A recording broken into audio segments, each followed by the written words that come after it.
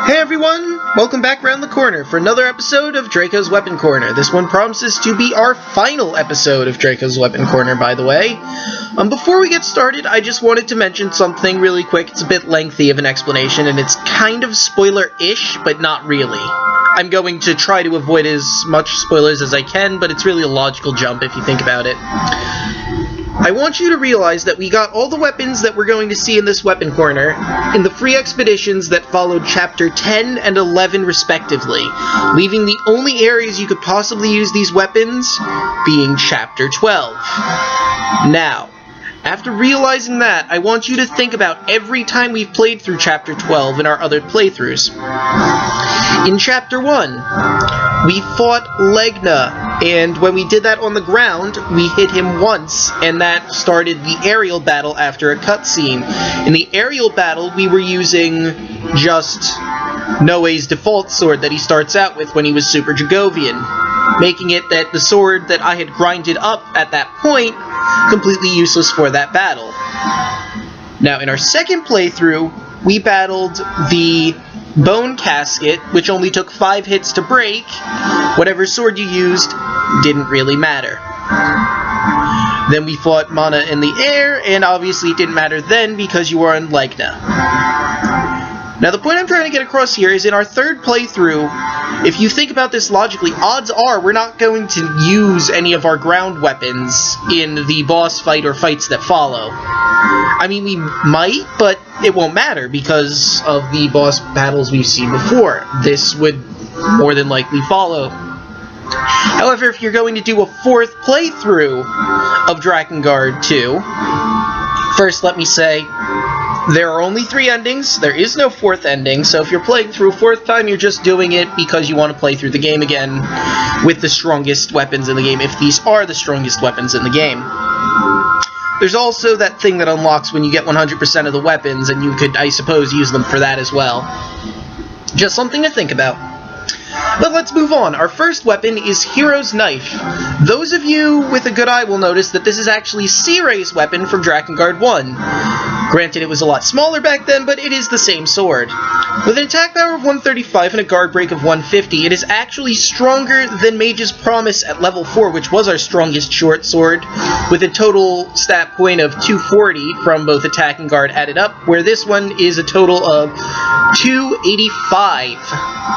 Making its level 1 stronger than our strongest short sword's level 4. Now let's take a look at its abilities. A Little Hero's Short Sword. Traits: powerful if used at close range. Magic: Fafnir's Wings. A golden blade of light pierces enemies, rather. There was no "the." Anyway, before we move on to see it at level 4, I would also like to mention that once you get this, you have officially completed the former Heroes set, which we will be covering in a weapon story after this, of course, and Fafnir's Wings is the very last short sword magic spell that we'll need to be covering. Now let's see this sword at level 4. Alright, and as you can see, at level 4, Hero's Knife grows a decent amount. With an attack power of 145 and a guard break of 180, it grows 10 attack and 30 guard break, making it our strongest short sword. Then again, it was our strongest short sword at level 1, so, you know. There's not really much else to say about it, aside from I'll repeat what I said in the beginning of the series. I prefer, personally, to do less hits with more damage instead of more hits with less damage, but if you prefer more hits, that's your decision, and you can use Hero's Knife.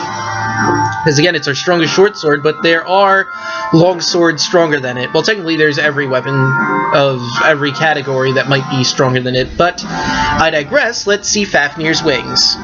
Okay, even though we're in our third playthrough and I have every free expedition open, I thought I'd use this one in particular because it has a good amount of enemies in the first area. But let's see level 1 of Fafnir's Wings. It's kind of like Gizmor's Light Attack. I guess it's the second time you fight him, since the first time we fight him is, you know, in the beginning of the game. That was level 2. Ow! Rude! Rude! What a bunch of jerks. And I think that was Gizmor's attack exactly. Let's get a few more guys together. Yeah, that'll do nicely. Let me turn my buddy around. Could you not? Level 4! Alright, well with that, let's move on to our next weapon. Alright, and the next weapon we're covering is Monk's Red Staff. Now, before we get into the stats points, I would like to bring up that I got this all the way to level 3, but not level 4. You can see the experience value down there is 64,750. I think that's the total experience it takes to get from level 1 to 4, not from 3 to 4. Because when I got it to level 3, it said I only needed 30,000 plus to get from level 3 to 4. Anywho, with an attack power of 155 and a guard break of 232, I think it's actually our strongest staff at level 3. But, let's take a look at its abilities. Kills enemies with blunt force. Powerful, but not suited to magic use. Alright, so, you know, I've seen its magic spell. I guess I kind of agree with them when there's spells that can, like, hit multiple targets on the field at once. This spell leaves a bit to be desired, but I'll be showing that at level 4.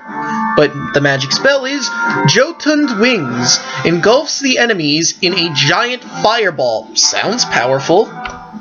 But let's see it at level 4. Alright, as you can see at level 4, Monk's Red Staff grows pretty poorly from 3 to 4. With an attack power of 160 and a guard break of 240, it only gains 5 attack and 8 guard break. However, it is still our strongest staff you could get for mana, with the only downside, of course, being, according to the game, it has some pretty lousy magic. But let's see it in actual action and see if they're right with their assumption of Jotund's Wings. Also, this is the last magical spell we have to go over, and I find it kind of funny that our 2 last spells that I'm showing both have wings in the name. Anyway, moving on. Okay, let's see level 1. Kaboom! It's a giant fireball, but I can see what they mean since most spells cover up the entire area. I pressed the wrong button. Because I wanted to go over something that I forgot to go over in the last bit of the episode before we cut to here. And before, this staff and the, where'd it go? There it is. And Hero's Knife both have unique spell names in the fact that they are actually named something after mythological creatures, more accurately. More like the Drakengard 1 weapons that all had like a mythical tie in their magical spell. Fafnir and Jotund. I guess I'll start with Fafnir since it's first. Fafnir is a dragon from Norse mythology. I could either give a link to the Wikipedia page, or I could go over a little bit of it since I, you know, have to do the rest of this weapon corner and I don't want to be going over Norse mythology the entire time. Just know he is, in fact, a dragon from Norse mythology, and Jotund are a mythical race also from Norse mythology that live in, I guess it's pronounced Jotunheimr? I could be wrong. I'm not good with Norse pronunciations. Again, there'll be a link in the description to both the Wikipedia pages, I guess. Jotunheimr is one of the 9 worlds in Norse cosmology, anyway, and they were banished there by the, I think it's pronounced Aesir, who refused them entry into their world Asgard, which is also the, heaven, air quotes, of Norse mythology. Anywho, let's get started with level 2. Yeah, there's still a good chunk alive.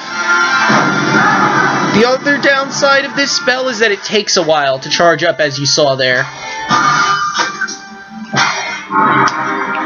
But, yeah, as long as you don't mind the fact that it's going to be a pretty narrow spell, unlike the others that can kind of go a large amount around. I can just... That's level 3, and it has some offshoots, and that seemed to kill a good chunk of them. I mean, it didn't kill that last guy, but still. I mean, I don't get why they said this was a bad spell, really. I mean, it's not the best spell by any means, but it's not one of the worst either. But if you don't like this spell, I guess then you don't have to use it. Oh, come on! You should have lined up in a column like that. How do you expect me to hit?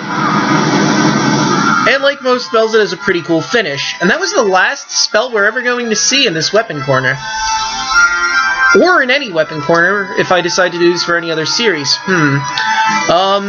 Well, with that, let's move on to our final weapon. Alright, and our final weapon of our final weapon corner is Moonfire, which I got all the way up to level 4. With an attack power of 148 and a guard break of 180, its total stats are 328, which makes it 15 points stronger than Calamitous Melody. However, it's not stronger than Pitch Black, but on the plus side, it won't drain your life force away from you while you're using it.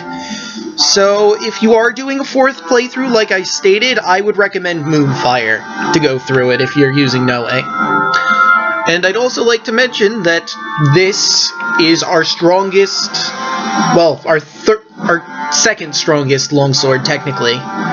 So everything excluding this one was the strongest weapon of its category except this one.